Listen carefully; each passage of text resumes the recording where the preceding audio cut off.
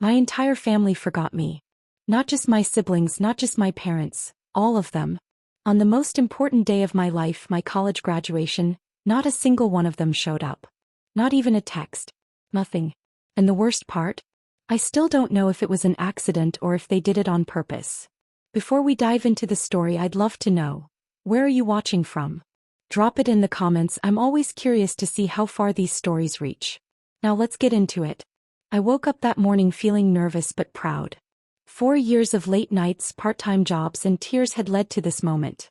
I ironed my gown twice, fixed my hair, and placed 4 neatly written name cards on the chairs I had reserved for my family: Mom, Dad, Evan, and Mira. I kept checking my phone, expecting a "we're on our way" text that never came.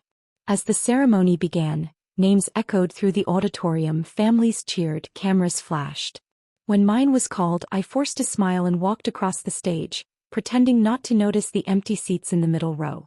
I told myself maybe traffic was bad, maybe they'd surprise me after. But when the final speech ended and people started hugging their parents, my heart began to sink. I stood outside clutching my diploma, scanning faces that weren't there. A classmate's mom hugged her tight and said, "We're so proud of you, sweetie." That's when it hit me. My family didn't forget by mistake.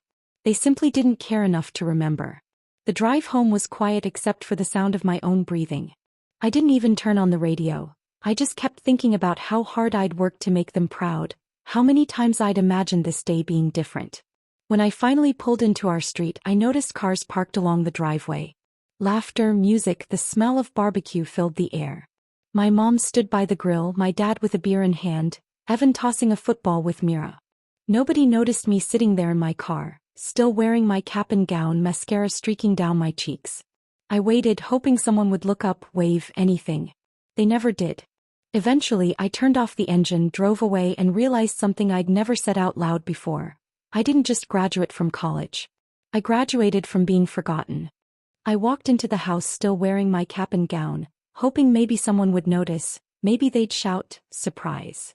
But the living room buzzed with laughter and the smell of grilled meat. No one even looked up. My mom finally turned around, her tone light and careless. "Oh, honey, was that today?" she said, pretending to be shocked, waving her spatula like it was some kind of joke. My dad didn't even look up from his beer. "I told you I had to fix the deck," he muttered as if that explained everything. I stood there, clutching my diploma, waiting for one of them to realize what they'd done. Evan laughed about something on his phone. Mira was too busy taking selfies.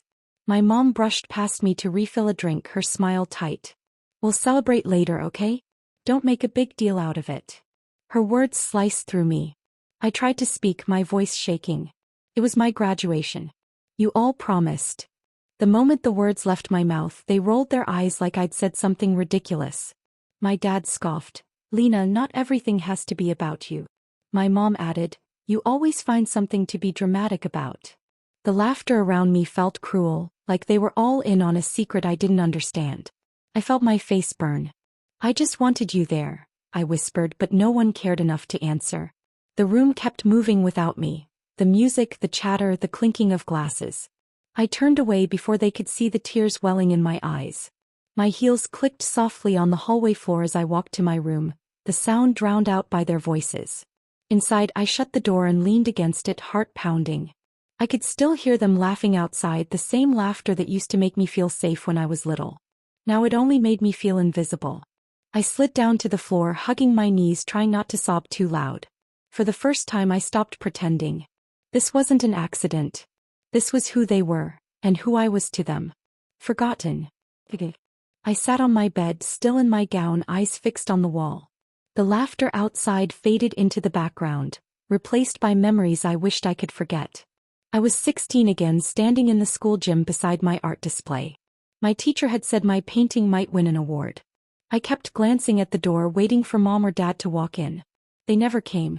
When I got home, the lights were off in my room. They'd gone to Evan's game instead. "You understand, right?" Mom had said later. "He's got real potential." Then there was my 17th birthday. I'd baked my own cake because no one remembered. That same evening, Evan came home waving a medal, and suddenly the house filled with cheers and confetti.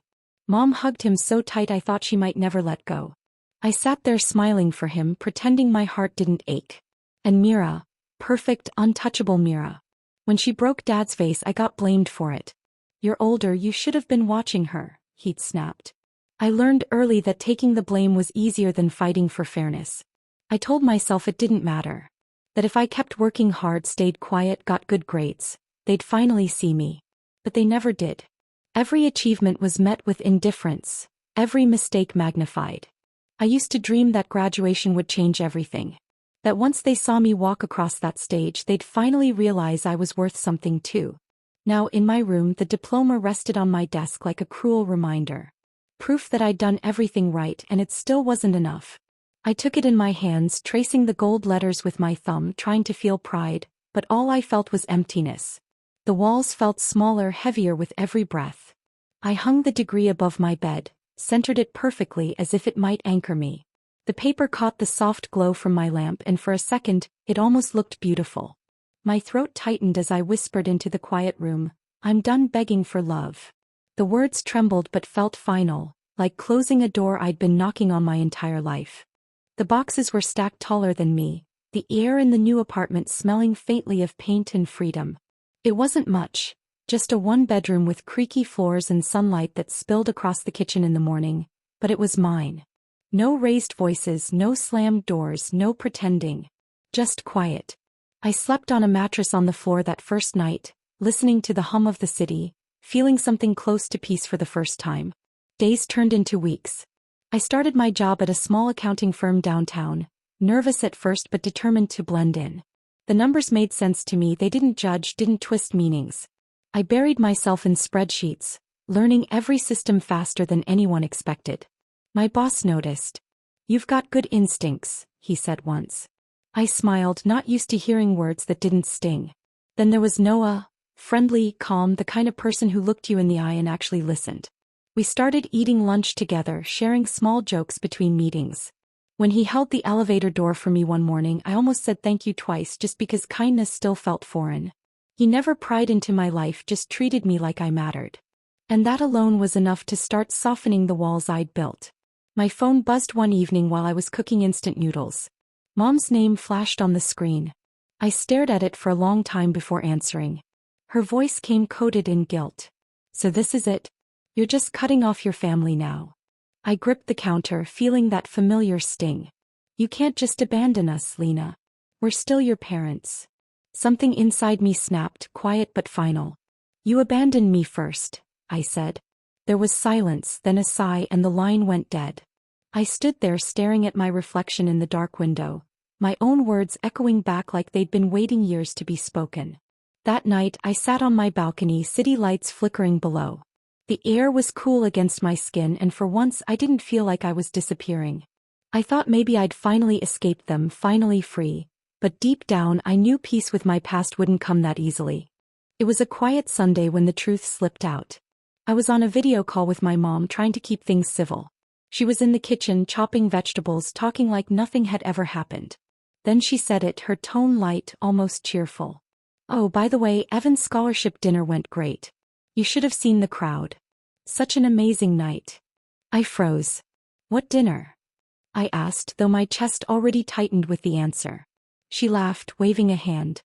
"His baseball scholarship celebration, honey. It was the same weekend as your, oh." Her voice faltered for half a second. "Your graduation, right? We didn't think you'd mind. It was a big deal for your brother." The words hit harder than I expected. Not just the excuse, the ease in her tone, the complete lack of remorse. I could hear the television in the background, my dad's voice faintly asking if she'd remembered the sauce. I realized then that they hadn't forgotten me. They'd chosen him. My throat burned, but I managed to keep my voice even. "You didn't forget," I said quietly. "You replaced me." He sighed like I was overreacting. "Oh, Lena, don't make this about you. You know how important this was for him." The call ended soon after. I sat at my desk, staring at the blank wall, hands shaking. I'd spent weeks convincing myself they were careless, not cruel. But this was deliberate. Planned. My own family had weighed me against my brother, and I lost without even being considered. Later that night my phone buzzed. "Evan." His text was short. "Mom said you're mad again. You're always playing the victim." My heart clenched. I called him, desperate for some kind of humanity, but he just laughed. You can't stand when things aren't about you, huh? That was the moment something inside me shifted. The grief turned into something sharper, colder. I stopped shaking. I saw them for what they were, people who taught me to shrink so they could stand taller. I looked at my reflection, eyes red but steady, and made a silent promise. Never again would I let them make me feel small. The months that followed became a blur of work and silence. I stopped checking my phone for their messages. Every ounce of anger I carried turned into fuel. I worked longer hours, took on projects no one else wanted, and by the end of the quarter my name was being mentioned in meetings I wasn't even in. My promotion came quietly, no celebration, no family to call, just a raise, a new office chair, and a firm handshake from my boss. That was enough. I started saving, building something that belonged only to me. Nights were spent studying certifications, learning new software, reading about investments. The anger that once burned hot began to cool into focus. I didn't need their approval anymore. I wanted control over my life, my choices, and my future. One evening, my phone lit up with a number I hadn't saved but instantly recognized. I let it ring twice before answering. It was my dad. His voice carried a tone I'd never heard before. Not authority, not disappointment, but desperation. "Hey kiddo," he began awkwardly. "We could use a little help with our taxes. You're good with numbers, right?" Behind him I could hear my mom whispering, "Tell her it's just a favor." I almost laughed. After all the years of being invisible, suddenly I was useful. "Sure," I said softly, hiding the bitterness that wanted to crawl out. "Send me everything." The files came that night. Receipts, statements, years of messy paperwork. I scanned through them, eyes catching inconsistencies and numbers that didn't add up. At first it was curiosity. Then it became something else, discovery. Beneath the chaos were choices they'd made long before I'd ever left. I didn't confront them. Not yet. I kept my expression polite when we spoke, offering calm advice, pretending to help. But every email, every spreadsheet, was a thread I pulled carefully, unraveling the lies they'd built. They thought I was fixing their problem, but really I was watching the structure tilt. As I closed my laptop one night, the city lights glinting off the screen, I smiled faintly. They had no idea. For once, I wasn't the forgotten one. I was the one holding the map, quietly setting the stage for what was coming. Late one night, I sat at my kitchen table surrounded by piles of old files. I'd been combing through my parents' paperwork for weeks, thinking I'd just find unpaid bills or sloppy bookkeeping. But then I saw it. My name printed where it shouldn't have been.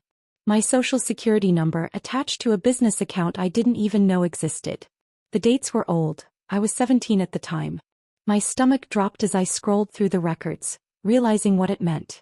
My dad had used my identity to hide income. The discovery hollowed me out. It wasn't a mistake or an oversight. It was theft, betrayal, and exploitation wrapped together. They hadn't just forgotten me, they'd used me. Every number, every false signature felt like a knife twisting deeper. I could almost hear his voice saying, "It's just paperwork, Lena, don't overthink it." But this wasn't paperwork. It was my life, my name. I took a breath, forcing my hands to stop shaking. There was no crying this time. No pleading for explanations. Just quiet calculation. I started printing everything, statements, transfers, tax filings, organizing them neatly in a folder. I labeled each one by year, building a record they couldn't deny. The next day at work, I waited until lunch before approaching Noah. He looked up from his desk when he saw my expression. "You okay?" he asked. I slid the folder toward him. "I need help," I said simply. He didn't ask questions. By that evening we were sitting across from his friend Camille, a lawyer who specialized in financial crimes. Camille flipped through the documents, her eyes narrowing. "This isn't small," she said finally. "If you move forward, it'll destroy them." I nodded, my voice steady. "They destroyed me a long time ago." She drew up the affidavit, explaining every line as I listened in silence. My pen hovered above the signature block for a moment before I pressed it down, firm and final.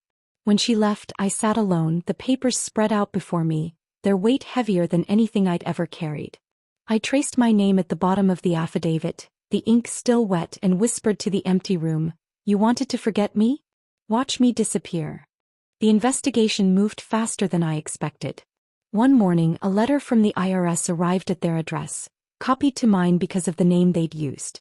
By the afternoon, their accounts were frozen. Calls started coming in non-stop. Numbers I didn't recognize but knew belonged to them. I didn't answer. I didn't need to. The news came through public records a week later. Hale Construction under federal audit for tax evasion and identity misuse. From that point, everything unraveled. The business that once paid for their comfortable life shut down overnight. Trucks repossessed, office emptied, reputation gone. Their house went next, the same one where I'd been invisible for years. Neighbors watched as furniture was carried out, the front lawn cluttered with boxes. It should have felt like victory, but it felt quieter than that, like justice finally breathing. Through bits of gossip and messages from old family friends, I learned how quickly they turned on one another. Evan accused Dad of ruining his future, Mira blamed Mom for trusting him, and Mark blamed everyone but himself. The unity they'd flaunted in every family photo shattered under the weight of their own choices. Then came the call I'd been waiting for. My phone buzzed late at night, and for a second I almost didn't pick up. But curiosity won. My mother's voice was frantic, breaking between sobs. "How could you do this to your own family?" she cried. I sat there in the dark, the only light coming from the screen. My reply came out calm, steady, almost detached. "You already did this to me." There was silence on the other end. I could hear her breathing, short and uneven, searching for words that wouldn't come. I didn't offer comfort. I didn't explain. The quiet stretched until it wasn't quiet anymore. It was final. I heard a faint whimper before the line went dead. I stared at the phone, the reflection of my face staring back. My hand didn't tremble this time. I set it down on the table, exhaling slowly. Outside, the world went on as if nothing had happened. But for the first time, the power wasn't in their hands. It was in mine. And all it took was telling the truth. Months passed before I drove back to that street. The house looked smaller than I remembered, the yard overgrown, windows dark. The once perfect porch was cracked, paint peeling. A stuffed mailbox leaned open, spilling letters onto the step. I stood there for a moment, breathing in the silence, trying to reconcile the place that had raised me with what it had become. The front door creaked open and my father stepped out. His clothes hung loose, his face older, drained of authority. For a long time neither of us spoke. Then he said, "We made mistakes, but we're still your parents." His voice wavered, reaching for something that no longer existed between us. I met his eyes, steady, emotionless. "You're strangers who used my name and forgot my face." The words left my mouth without effort, as if they'd been waiting years to surface. His expression flickered, guilt, regret, maybe fear, but none of it mattered anymore. The man standing in front of me wasn't my father. He was a reminder of everything I'd survived. He took a step closer, voice cracking. "Lena, please." I shook my head. "There's nothing left to say." The distance between us felt wider than the entire front yard. I turned and started back toward my car, gravel crunching under my shoes. Behind me, his voice broke into a shout, my name echoing through the emptiness. I didn't look back. When I reached the car, I paused, hand on the door handle, eyes fixed on the fading house in the rearview mirror. The wind rustled through the tall grass, carrying his voice until it disappeared.